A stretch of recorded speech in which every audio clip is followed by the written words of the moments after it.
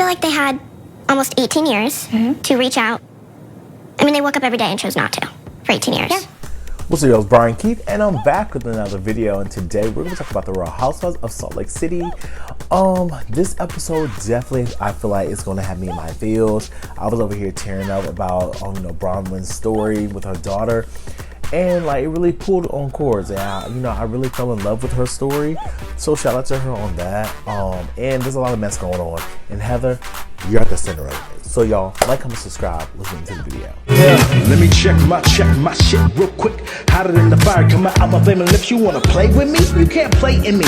On the playground, bitch, you can't play with me. Got it, wanted, securing the bag. Alright, so basically this episode was about Whitney trying to figure out who's over here plotting on her whole Prism situation. So I'm about to skip a couple parts just to connect the dots. Whitney was over here in the car with her husband, right?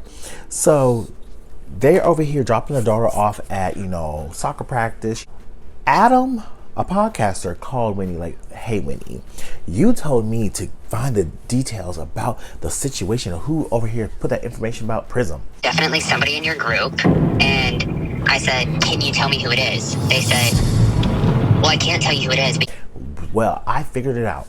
He was like, I reached out to the account and they told me they couldn't tell me verbatim who it was, but they could ask questions. It's like, girl, what is this? Blue's Clues? Dora the Explorer? Carmen San Diego? Bitch, grow the fuck up and tell me who the fuck it is. Right. So they're like, oh, does this person have a makeup line? They're like, no. Does this person do jewelry? They're like, no. Does this person have a liquor line? They're like, yes. Have a liquor brand. And they said, yes. And I was like, oh my God. Obviously, that means it's only Lisa Barlow. So allegedly, Lisa was over here playing the situation about old girl over here having the same jewelry for Alibaba. My whole thing is this. Let's say Lisa did do it. Was it true? Because the images look the same, but to each his own, right?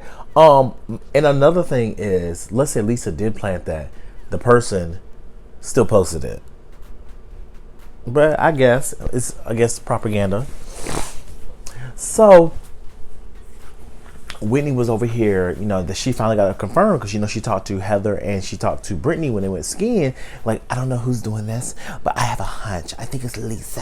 I feel like this was planted. By who? By Lisa? So this is basically confirming her suspicions. We will see, because they're going to talk about it next episode. But to get back on track, we see that Lisa and Bronwyn, they go to they get their foot massage. They're over here rubbing their feet, do. And they're like, oh my God, I can't believe what happened at the airport. That is so crazy. Small world. So we kind of found out that Bronwyn brought up, her daughter, Gwen. And she was like, yeah, she really haven't talked to her father, blah, blah, blah, this and the third. Her father passed away. So she showed a picture of the father. And Lisa's like, bitch, get the fuck out. I know him. And she said, I'm really cool with the family. I'm cool with the family. That, like, his family is Gwen's family. Oh my gosh, I know his parents. So Bronwyn's just like, okay, this is crazy. Like, whatever, who knew? So Bronwyn's basically telling a story about how her baby's father, Gwen's father, he passed away, right?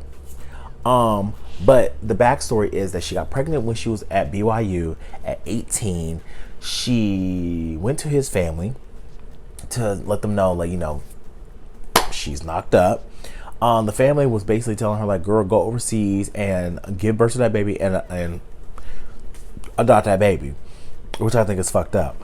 But, obviously she was like, leaving that house, I felt like, like, it's my fault. They call me just like all types of stuff, like I'm just unclean, I'm sinful, I'm a whore, the normal stuff that people be saying that's fucked up. Won't repeat, but you know what the connotation is, right? Yep. They were not supportive, I can just say that. But it was a conversation that deeply hurt me. The sad part, and this is the thing I always feel like I tell people, like, I feel like I have a little bit of church hurt. I can admit that. But I just feel like it's always people within organized religions that when something really happens and, like, it's unorthodox in their situation, instead of them putting themselves in that person's shoes because they were young, they was probably fucking too. We don't know, but to each his own. But instead of you putting yourself in her shoes, that she's probably scared, she's nervous, she feels alone, she's coming to you for support, and she's already nervous about the situation. And not only is she nervous about it, she probably already is thinking of the worst things you're probably going to say. And you validate that instead of trying to champion behind this young woman who is scared and she has a fetus in her stomach, right? So the boy that knocked her up, you know, the father, he over here sitting stuck on fucking stupid. And basically she realized at that moment, like, okay, I'm gonna be raising this baby by myself. She went to her parents, and you know, she didn't get like the fucking roaring applause. I mean, who would?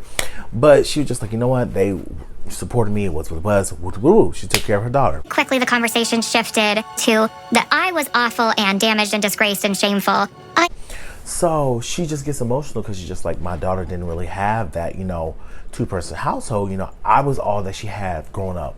And, you know, she just gets sad about that because, you know, one day she was on Facebook and she saw that, you know, a obituary someone commented on, and it had his face up there.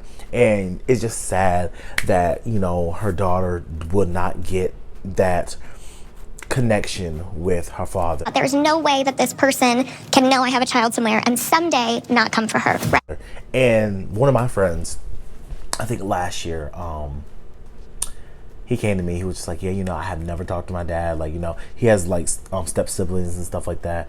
And like, it really hurt him to the core. Like, to see my friend like find out that, you know, his father that, you know, he wanted to meet and really want to have a connection with passed away, and he would never have that.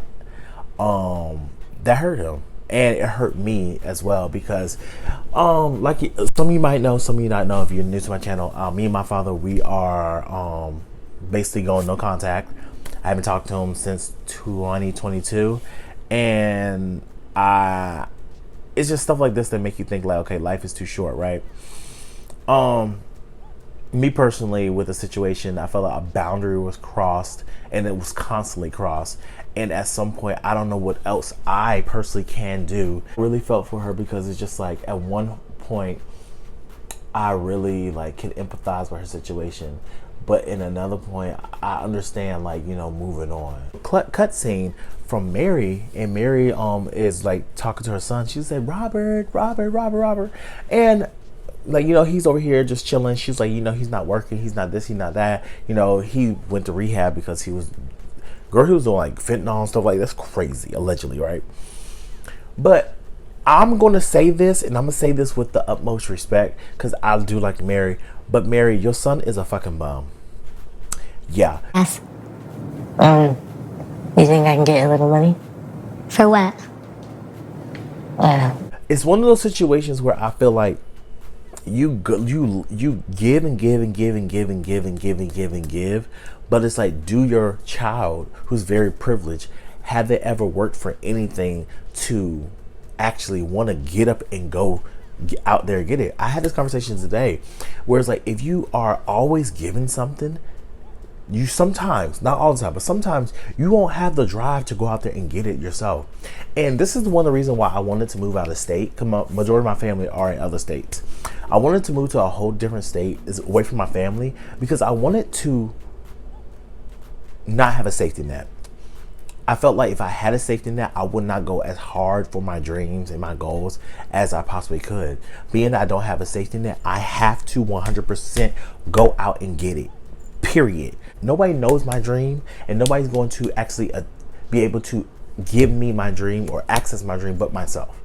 Her son really needs to get the fuck up. And don't get me wrong, I get it. Sometimes I don't know if it's an addiction or what. No, I don't know. But I feel like at some point, especially how he was like, I'm just about to lay down, he just looked so groggy. I felt bad. I really did. I'm just like, you know, praying for her and her family. But he did look like a bum.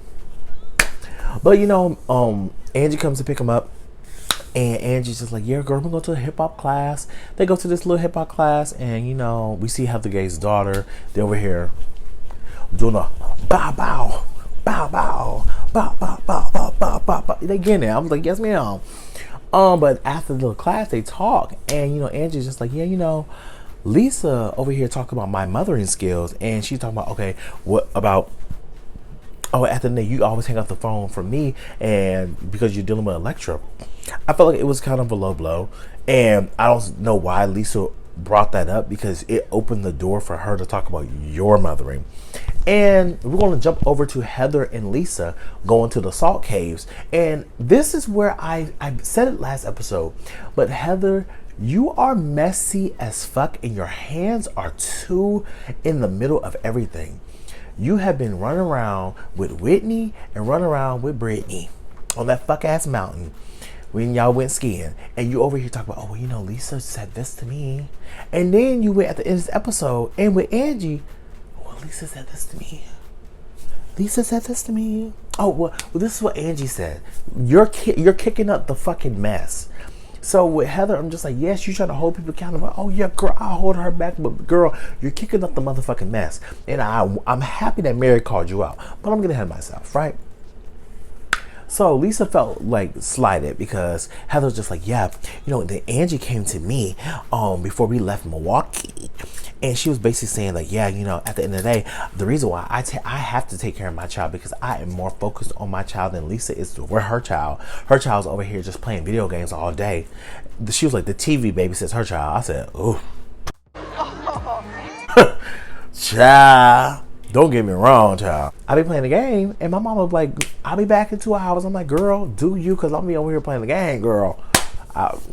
So I'm just like, I just thought that was a love blow because I feel like with Angie, I feel like Angie's shade was more directed towards the son. It was with Lisa's parenting, but I feel like it was a little more towards like, girl, you talk about the child now, girl. But Lisa, you opened the door and Angie walked through it. So it was what it was. Britney.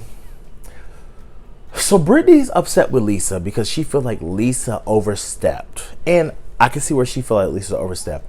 But Britney's like, people just need to mind their business about my relationship. Well, Britney, you know what you need to do? Shut the fuck up about talking about your relationship. Nobody asks you about your relationship. You willingly provided the information. I have an announcement. Girl, we don't want to hear no more motherfucking announcement about this man. So she's going over and she's going to sit and talk to Jared.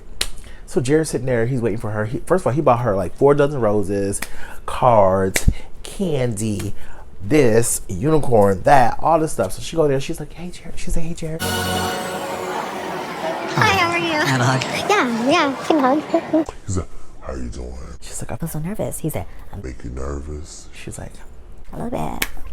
I'm just like, girl, stand up. How do you hoes act like if you ain't in no relationship, you gon' die? Y'all be weak in the knees. Stand up. Stand up. Like this man is, mind you, she feels upset because he's basically not claiming her. He's not claiming her publicly. He's still on dating apps. He doesn't hold her hand. And if a cute girl come by, if he does hold her hand, he let go of her hand. He does not respect her to basically vocalize that you are my woman, you are my girlfriend, you are this. He doesn't ever post about me on social media. He won't get off dating apps. And when we walk by cute girls, he'll drop my hand. So he's like, well, I gave you everything I could give you. And she's like, well, he's like, oh, that's not enough. It's not enough. When you get in relationships, at some point you have to meet in the middle. But I would assume the bare minimum in a motherfucking relationship is claiming the bitch. I think that's the bare minimum. Like, that's my girlfriend. Girl, you talking about that's my best friend. You don't publicly announce her, and don't get me wrong, I am a shadow poster. If I go on a date with a dude, y'all would never know. I'm sorry, you would never know. I would post a foot, arm, back, leg. I'll post an eyelash. I'll post a hair strand. You would not see no face, no case. Okay? But my whole thing is, Britney, you're mad at Lisa because, and the thing about it is, like Lisa said, bitch, I helped you out. You didn't have a backbone. You don't have a backbone with this man. You've been on a multiple emotional roller coaster with this man. Our life, it should be private. It's okay to have a public side, a public persona. You wanted it private, but I don't necessarily want it private. I just want... You needed someone to hard stop. Now, do I feel like Lisa getting on FaceTime was a little bit much? Yeah. I ain't gonna hold you. Lisa probably did her big one. But Lisa probably felt like the fuel. She's like, y'all having a good time. Y'all kicking. Y'all over here just going through. But now you feel regret because in your head, you're mad at Lisa because you're like, oh, I feel like you messed. Because she's like, I want to have a friendship with him. No, girl, you want to have the opportunity to still get with this man. But now that he closed the door, it ain't gonna happen. Girl, yeah, he's not your type. You know. The game's over, babe. Yes. Next day rolls around. Ghosted me. Over, and we see Bronwyn basically sitting with her daughter, and her daughter seemed like she's very bright, very intelligent, and she's like, you know, I want to meet my grandparents. But when they had the initial conversation, because, you know, Lisa let them know, like, girl, they want to meet you. And I said, what are the chances? And she's like, it's time. They're excited. So the daughter's like, you know, it didn't feel genuine, didn't feel like love. So I'm just kind of apprehensive to really sit here and, you know, meet them. But I don't want to rob myself of an opportunity to learn as much as about my father. And she was like, all of it just seems weird. And I totally get, and the thing about it, like Bronwyn says, is that the child was the only person that didn't make any choices, right? And for Bronwyn to be able to take accountability the way that she is, even though I feel like she didn't do anything wrong, but I'm just like, shout out to Bronwyn. I think it's great.